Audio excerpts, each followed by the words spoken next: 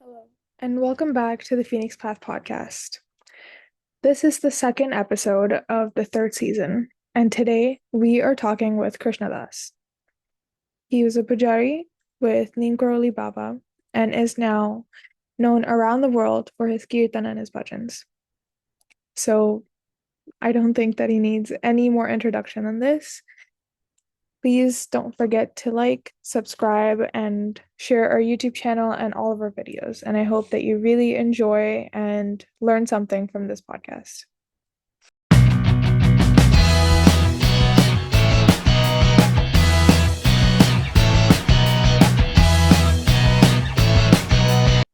तुम कहाँ हो? हम वैंकूवर में हैं. वैंकूवर में। अच्छा।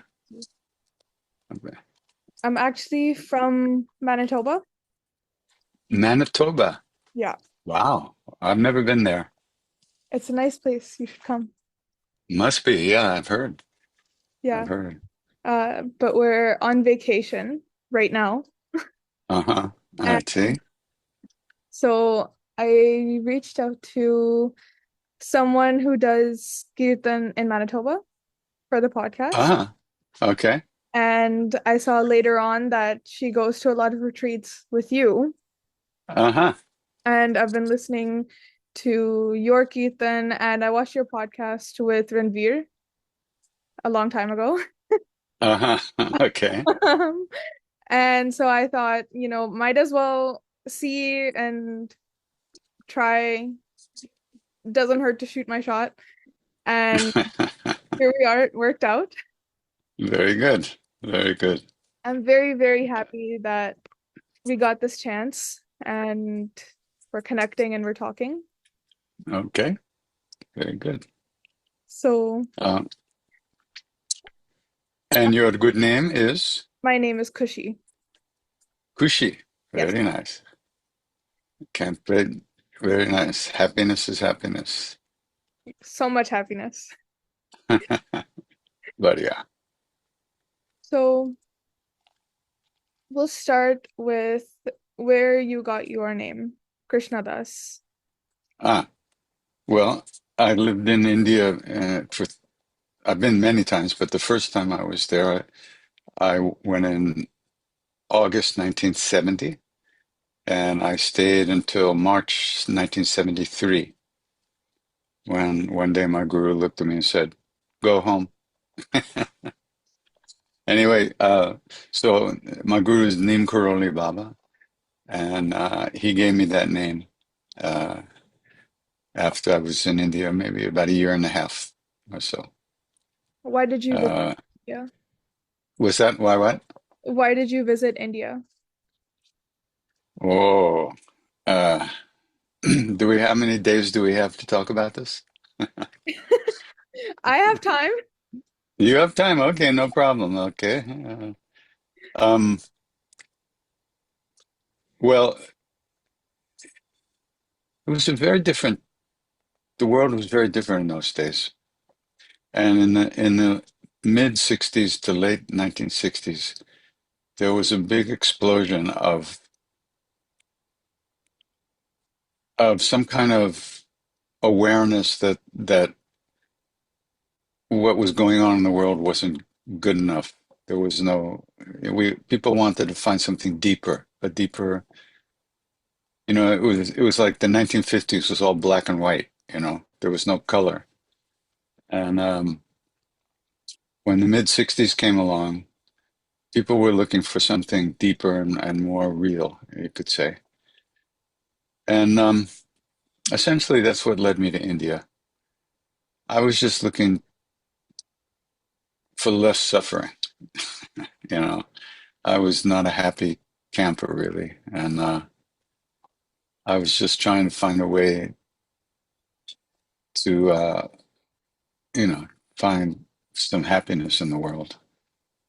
Then I met Baba Ram Das, who had been in India, met Neem Karoli Baba, and then come back to America. And when I met him, all the lights went on. And I spent about a year and a half traveling around the States with him. And then I went to India to be with Maharaji. Okay. So I'm gonna dive a little bit deeper. Okay. Say, Do I need a diving mask or oxygen or anything? um, so you mentioned you were not a happy camper. There was a lot of suffering when you went. Why was Yeah. that? What was the suffering coming from?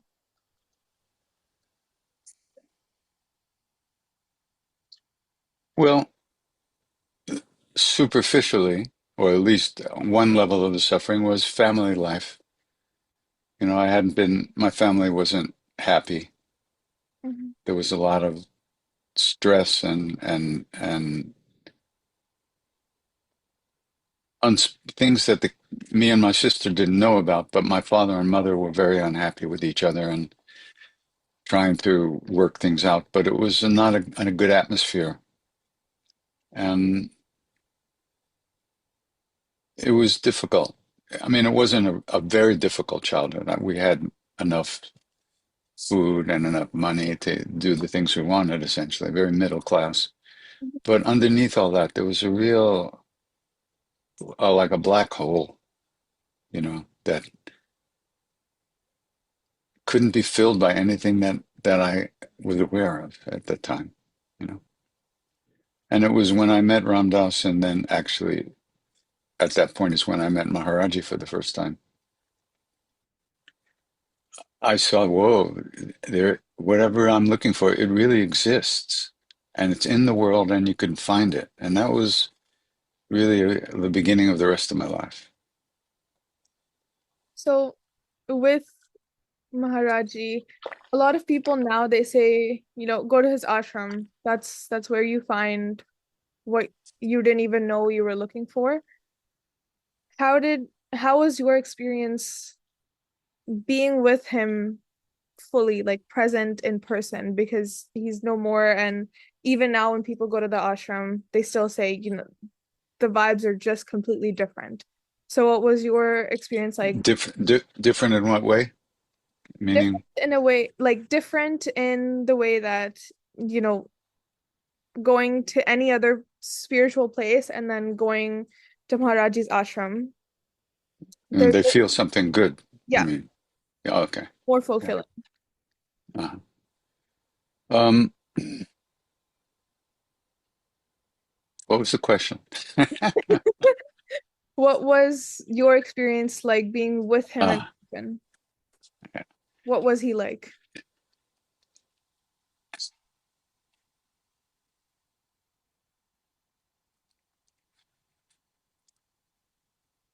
It was like you finally were home. You finally made it. You were finally just where you always wanted to be. And it was always going to be like this. This was it. You didn't want anything else. You didn't care about yoga, meditation, nothing. All you wanted to do is be in that presence. And it was just extraordinary. Uh, Now, the only thing that took us out of that presence, even sitting there with him, was our own minds, our own emotional stuff, right? And it's no different right now. He's here. The presence is always here, but it's our minds that don't allow us to feel it, don't allow us to believe it, don't allow us to look for it. But when you go to a temple, his temple, well, even before the temple was built, Maharaji went to that spot and he said, there will be a temple here. I hear the sound here, he said. So even before the temple was built, that was a special place. And in fact, had been another Baba named Sombari Baba who used to stay there in the early 1900s. And he had a cave there and he used to travel and he used to spend time there. So it was a very sacred place already. And then the temple was built and Maharaji was there, and then for 30 years, or more. 30, almost 40 years after Maharaji left the body, Siddhima was there with us, who is one of the greatest saints that ever lived. Mhm. She left the body in 2018. But all those years she was there from 73 when he left. So, where any place where real saint spends time, it attracts this very beautiful vibration. All the and they bless these places with their presence. Rocks and trees and dirt are not necessarily holy in themselves, so to speak. Yeah. But the presence of great saints, you know, magnetizes it and really gives it life. Okay.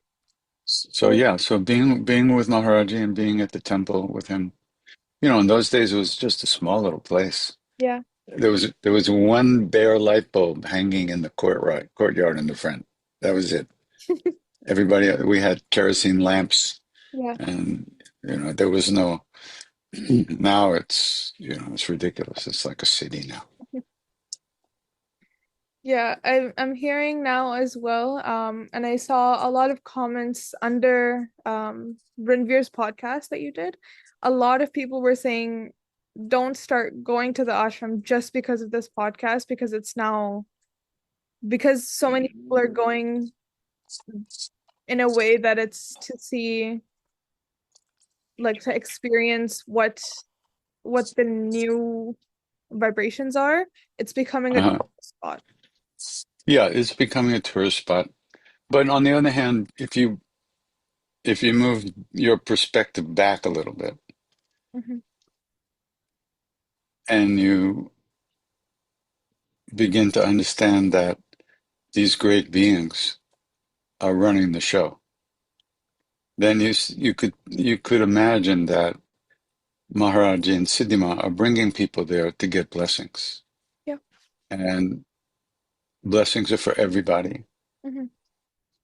So it doesn't really matter how many people come. The well is always full. It may not be look the same as it did, but that doesn't mean the well is not giving water, just like it did before. But but because you can't sit around, you have to keep it's very different now. Yeah. But blessings are there for sure. It's very similar to there's another guru that my family follows. I'm not sure of his like real name, but we call him Guruji. Huh. And he is from a small town in Punjab. And then he moved Hmm. around India, and then now he has a big temple in just outside Delhi in Chhatarpur. Um, it's huge. There's a huge shivling on top of the temple as well. There's Maharaji has a temple in Chhatarpur Hmm. in Meroli, and there was another great saint who had a temple nearby, Maharaj V Singh. He was a great saint, and he also is in Chhatarpur, but he's gone also now. But I don't know about. I haven't met your family's guru. I don't know about him. Yeah. Yeah. But it's very similar to the things that you talk about. Like how there's a lot of people that knew him while he was still in his body, and it was a very small group of people. And it's very similar, like you said, Maharaji said, there's going to be a temple here. I hear the sounds. It's very similar to what the Guruji that my family follows, he said the same thing about the temple that's now in Chhatarpur. Um, there is also like This is not him, is it? no, this is not him. Okay. That's Maharaj Virsa Singh, who's also a Sikh from Punjab. Okay. Yeah, that's that's not him. Um, Okay. but it's very, very similar to the things that you talk about because it was also the same thing, right? Small group of people, and now if you go, the line keeps on moving, you don't get to sit. You Mm, go, um, you have your darshan and then you keep on moving, right? mm, And he said while he was in his full form, in his body form, he said at one point there's going to be a lot of people here, that so many so that there's not going to be any space to stand. And that's that's practically how it is now. There's no space to stand. There's lines mhm, kilometers and kilometers. So mhm, I see and I hear what you say about how saints go to these places and they bless these places, so the well is never empty. mhm. There's always people, even now. Same thing from Here's what I found. same thing from back in the day. Sorry, that was my Siri. It just went. Oh, okay. My Siri just went off. Okay, very good. Um, but it's very similar, right? So the same people that used to go there back in the day, they were blessed in very different ways, and then now if you go, you're blessed in a different way. So the well is never empty. So Yeah, you it's said like that. Maharaji gave you the name Krishna Das. Mhm. How did that happen? How was your first meeting with him? Did he just name you Krishna Das the first time you met him, or Oh no, I had been there over a year and a half by that time, and everybody else had Indian names. yeah. But Ramdas had a Volkswagen bus that we used to drive around, and then one day Maharaji said, "Ramdas, you're a saint. You shouldn't drive. Give him the keys." So I got the keys, and I also got my first name, which was Driver. Driver, hi, driver, driver. Yeah, that was my name. So that went on for a long time. And I wrote in my diary one night, well, I guess it'll always be driver. And the very next day I get called into the room. Maharaji looks at me and goes, Arjun, nay, Krishna, nay, Krishna Das. And I said, Krishna Das? I'm a Hanuman guy. What's this Krishna stuff? And he just laughed. He said, he said, oh, Hanumanji served Krishna too. Don't worry. So then, so yeah, that was it. Okay. Uh, so yeah, it was after at least a year and a half. Uh, he gave me the name, and then okay, And after some time, he sent you back, right? yeah. After 2.5 years, After he actually he kept me there. He had my visa extended twice okay. because in those days you had a tourist visa Yep. and you could get one extension for another 3 months, and Hmm. then you had to go home. So Okay. he sent me to one of his devotees who was the chief of police in Kanpur, and he just stamped my passport. Boom. There you go. And I got, yeah. So he kept me there long enough to guarantee I wouldn't kill myself when I went back to America. Yeah.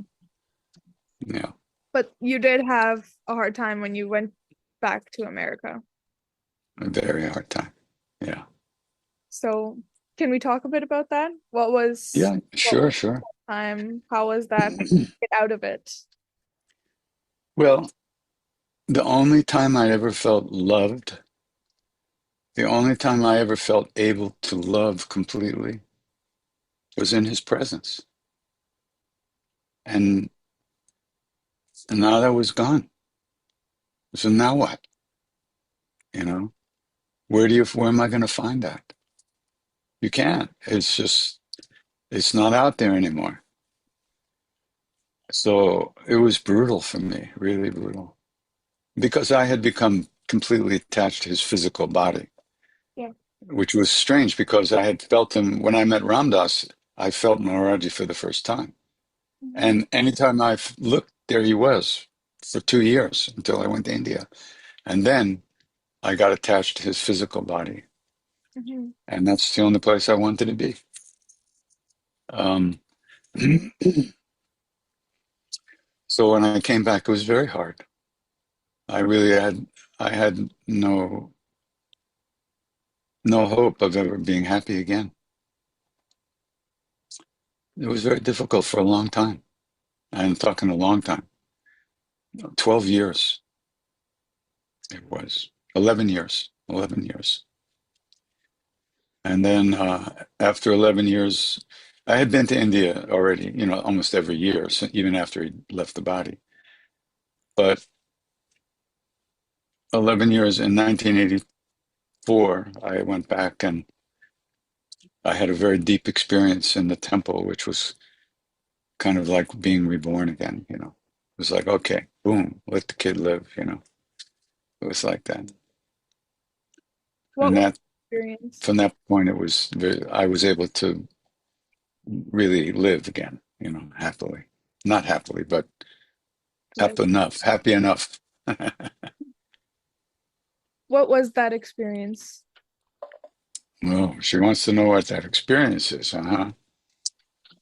Well, If you you can't buy it anywhere, so don't look for it.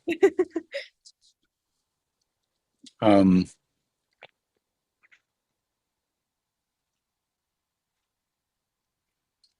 well, I had gotten addicted to cocaine in America. For almost 2 years, I was really in bad shape. And I had just quit that with the grace of my Indian father, Mr. Tiwari, who came to America. He took one look at me and he said, "Promise me now you will give up cocaine. Promise me now." So I said, "Okay." And that was it. Gone. But I was still very shaky. I wasn't in good shape. So I went back to India and got to the temple. All I wanted to do was get to my room, go to sleep for a week. But no, it was Durga Puja. Yeah. And they saw me and, oh, Krishna Das has come. You come with us, sit in the puja with us with the swahas. And it was so horrible. I can't tell you. It's like swaha, fuck it. God damn, what am I doing? I want to go to sleep. Swaha, fuck shit. It was just unbelievably horrible. So it was like that for a few days. And then, so there was a morning puja and then a break and Hmm. then an afternoon puja. Hmm. After the morning puja, everybody came down to the front of the temple where Maharaj's tucket was, and arti was done, right? So I'd stand on the side like this and look and watch the arti, and it was horrible, feeling really bad. So one day, an old lady, after the arti was over, an old lady bows down, puts her head on the tucket, and doesn't get up. Everybody else walked away. She went into samadhi. She went stiff. She went into, Hmm. right? And when I saw that, it was like a spear right through my heart. And I thought, he's real for these people. He's real for these people. For me, I was like a burnt out corpse.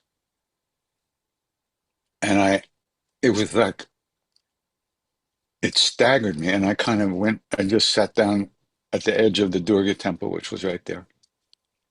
And I was just like, and Sydney Ma saw me and she sent somebody to get me. So a lady comes over to, Kitty, Sydney Ma calling. And I went, why don't they just leave me the fuck alone and let me die? But you can't say no. So I had to go. I went into the back, to the back courtyard where Maharaj used to sit. And Siddhima was sitting in his room on the floor by the tucket. I walked into that room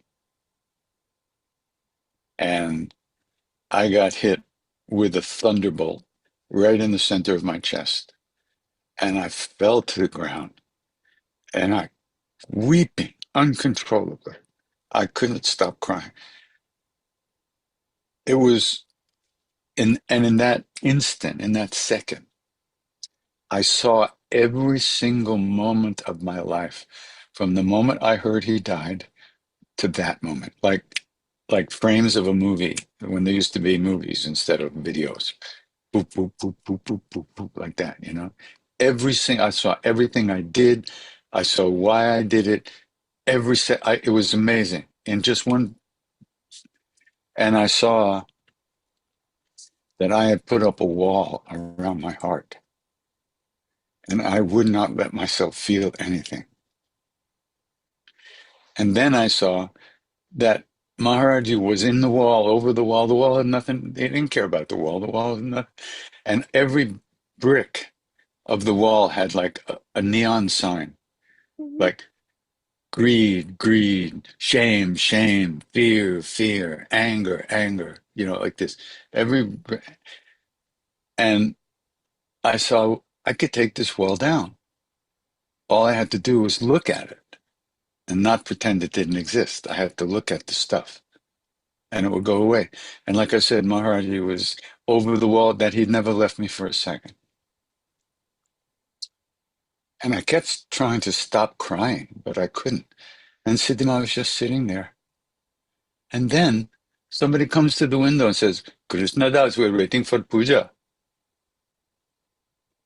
2 hours had gone by, right? So then I go into the Havan Kund and I'm going, Swaha, and I'm weeping and weeping. And the guy who sponsored the puja was wonderful, Indra Babu. We were doing the swahas together, and he was looking at me, swaha, and he's going, Krishnadas, are you okay? Has someone died?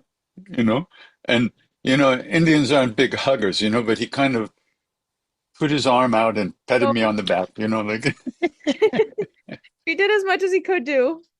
yeah, but it was just like, and I was in absolute bliss. I mean, I was in ecstasy. I had never felt my whole body was just, I never, and even to this day, I've never felt anything like that again. It was so unbelievably powerful. Just bliss running through my body, like it was extraordinary.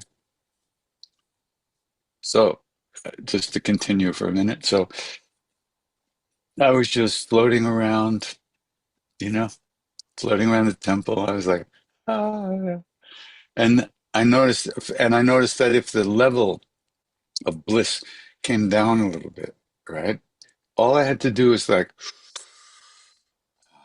take another breath, and it came right back up. And I thought, oh, how gracious is the Lord. Not only does he give the bliss, but he gives the way to keep the bliss. It's like I was out of my mind. And,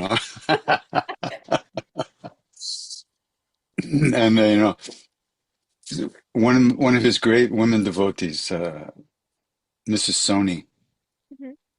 she was there in the temple, and we were very close. And she came up to me, and, because I'm still crying all the time. She came to me and she had this beautiful English accent. She said, Krishna Das, are you all right? And I just said, Maharaji. And she said she had big eyes and her eyeballs went up in her head. And she was like standing in front of me, like, and then her eyeballs came back down and she looked at me and she goes, exactly. And floats away by herself. So I was, I, I was in Fat City. It was so great. Yeah. So then one day I wake up in the morning, dead meat, nothing, not one drop of bliss, just heaviness, darkness. I felt like a building that had been burnt down in the night and then the dogs came and pissed on it. It was so horrible. And I flipped out. I went up on the roof of the Dharamsala, just about 50 meters long, a big flat roof, and I'm storming back and forth on this roof, screaming at Maharaji, if you're gonna close me down, then you leave me alone. Don't open me up. Just leave me the fuck alone. I'm screaming, and the whole valley, the ladies looking working in the field, picking potatoes, kind of look, what's going on here? Look at you. So then, as I'm storming back and forth, the same woman that Siddhima sent that same woman to get me. And she said, Katie, Siddhima calling. And she ran away. She was scared of me. So I said, good, but I'm going back to America. This is bullshit. I'm never coming back here again. I'm leaving. So Siddhima had come up from the front of the temple where she stayed to the back where my Indian parents were staying in a room, the Tiwaris, and they were sitting there. So I came up to the door and I stood at the door like this. And Siddhima looks at me and giggles and says something. Everybody laughs. And I said, what did she say? And then they told me, she said that you're like a little bit boy who's been given a sweet and eaten it up in one bite. And you want another sweet, but you can't have one right away. But don't worry, you'll have another one.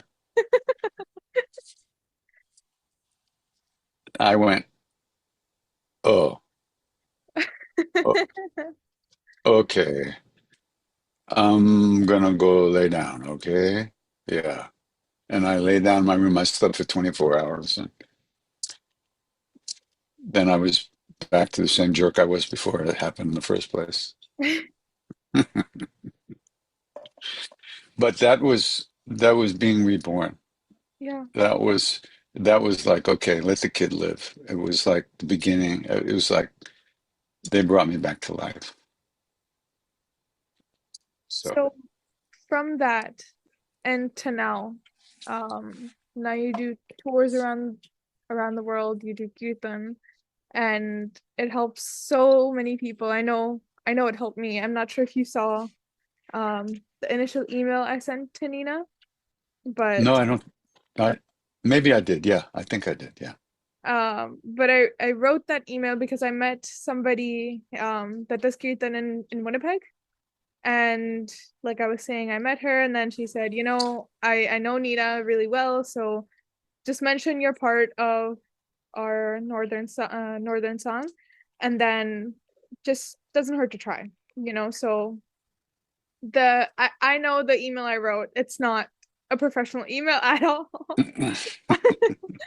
I've written longer and better emails, and I don't know what happened. I was writing the email and I just poured out my heart. Mm, Genuinely, I was going through the hardest time of my life when I came across your Kirtan and your bhajans. mm, So the Guruji that we follow and whose satsangs we go to, we make a playlist. So we put bhajans and kirtans and shabads in that playlist, and we sit and we meditate for 2 hours. So we put a lot of your kirtans and your bhajans, at least the ones that, mhm. at least the playlist I make. I put a lot of them in, and they are genuinely, I feel it's a hard thing to convey in words. I feel open, and I'm sure you know what I'm talking about. Yeah, I do. So I forgot what I was talking about. But That's okay. I feel like things just kind of work out the way that they're meant to work out. Uh, Hmm. Initially when I was talking with Nina, because the person in Winnipeg, she said you're in New York very often. So I was like, you know what? I can travel to New York. It's not that far. And I just got my citizenship, so I have like a new passport and everything. So I was like, it's not that hard for me to travel to New York. Um, Uh-huh. and I spoke with Nina and she was like, you're not in New York for quite some time. And then she Yeah. said you could come to Boone. So I checked out my tickets and everything, and it was a little expensive. So I Mm, was I was in limbo for a good week. I mm, was like, I don't know. Should I mm, go? Should I not go? This is like a once in a lifetime thing. I was just in such a limbo. And then Mm. at a certain point I was like, you know what? I have to stop. If this is meant to be, will be, even if it's over Zoom, and it's over Zoom. So So, resume for the moment. Yeah, yeah. But yeah. you know what? We saw the last email from Nina, and I showed it to my parents. And I was trying to convince myself. I was like, you know what? It's fine. It's like they'll find some time that works for him, and it'll work out. And then I remember my dad being like, you know what? I don't think it's gonna happen. So then Oh, it oh, oh. off put me. I was like, okay, because you don't expect somebody that's at your level, and What level is that? people know you. Hey, listen, wait a second. Let's get something straight here. In 1972, Mhm, Maharaji had a new temple to Durga built in the courtyard at Kenchi, mhm, Vindhyavasini Durga Devi. Right? And they brought in Pujari and they caught him stealing, sent him home. Brought in a second one, caught him stealing, sent him home. Brought in a third one, caught him stealing, sent him home. So the temple trust comes to Maharaji and says, Baba, we can't find a Pujari who won't steal. What are we going to do? Maharaj goes, my Pujari won't steal. Your Pujari? Who's that? Krishna Das. So I was, I sat by the temple and I distributed the charanamrit from the puja. Siddhima said to me once that when Maharaji made you the Pujari and asked you to distribute the charanamrit, he created this whole Leela of what's happening now. And you're still distributing the charanamrit in the form of the name. That's it. I just work here. yeah. That's it. I got a great job. No question about it. But as far as levels go, there's nothing about levels. We're all working for the same people, the same beings. Nobody's further away from God at any moment than anybody else. Okay. Okay. I'll remember that. You do that, then everybody will be touching your feet if you remember that. No.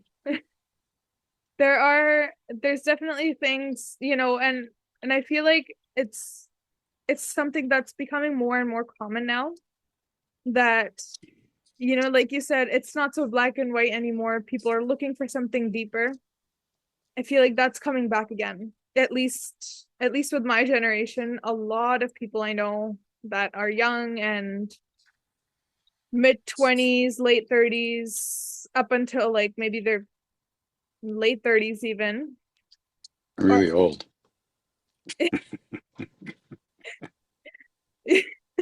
I mean, and the definition of old has changed so much over the years. Yeah, You know, I feel like I'm 14. you look like it.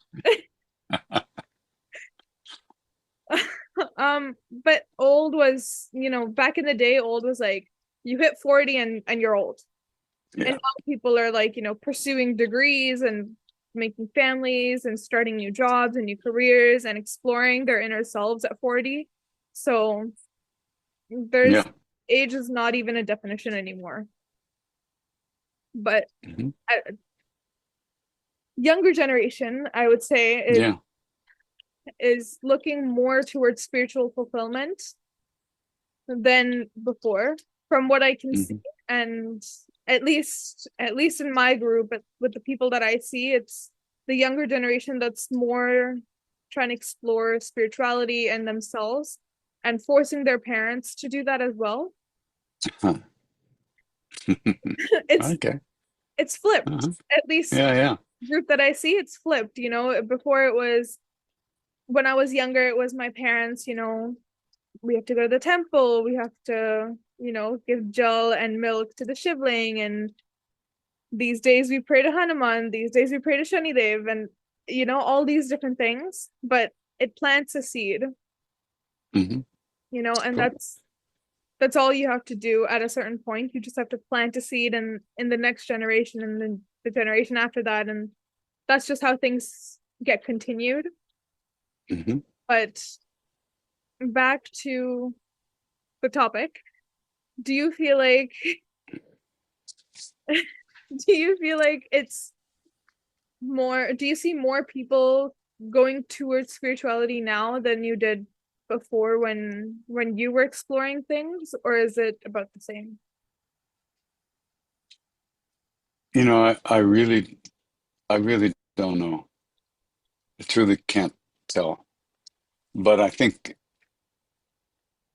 in these times now, with so much craziness out there, so much suffering, that people really are starting to ask questions that need to be answered by each person, and if the asking of questions is what leads us to a deeper truth. Hmm. So there's certainly a huge need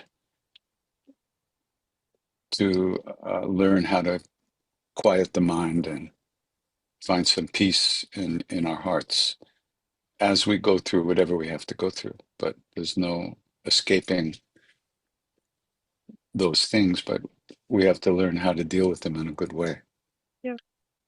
So yeah, a lot of people these days, yeah. What kind of questions should you be asking?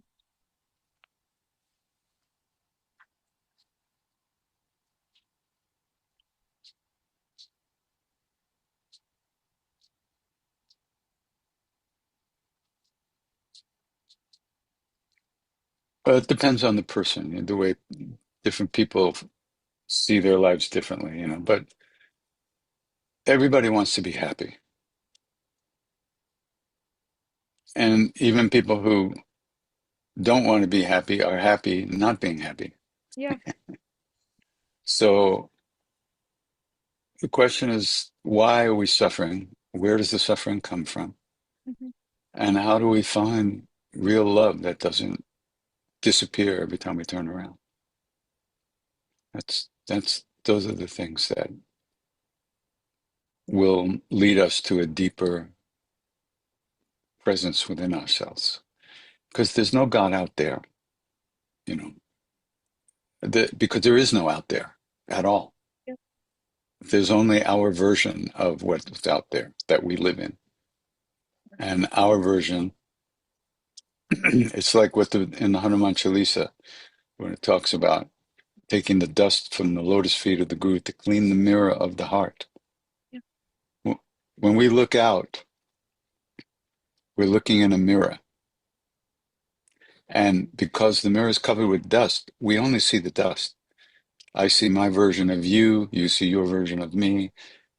We have likes and dislikes, all that stuff.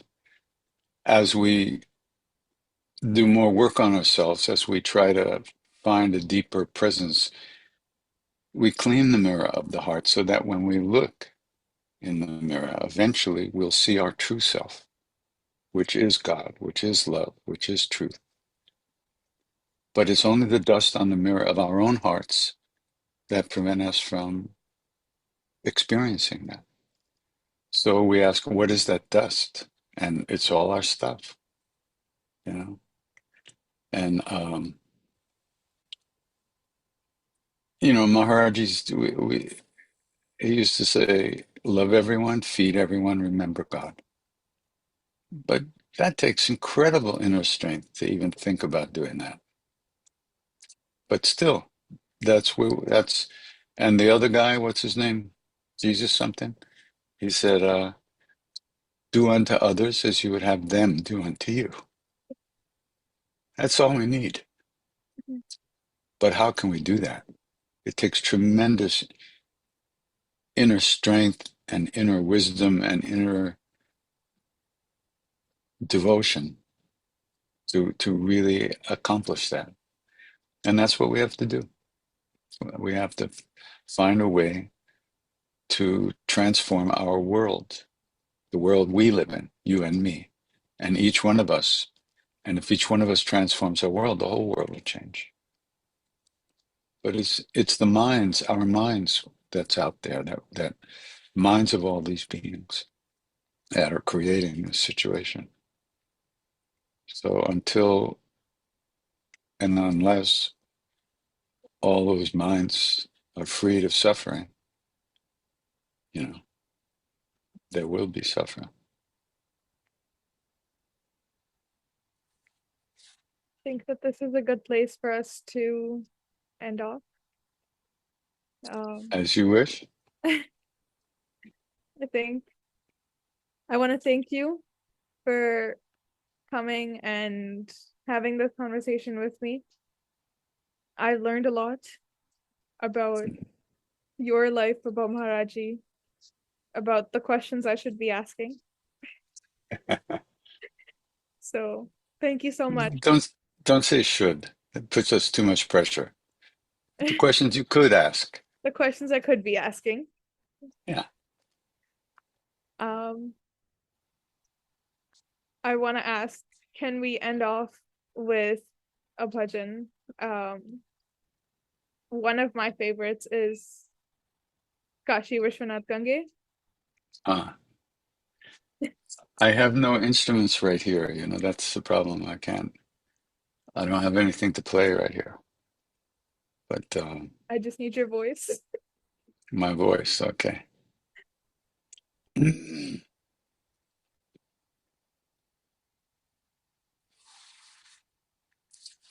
It's early in the morning. Give me a minute here. No problem. Take your time. Put me on the spot.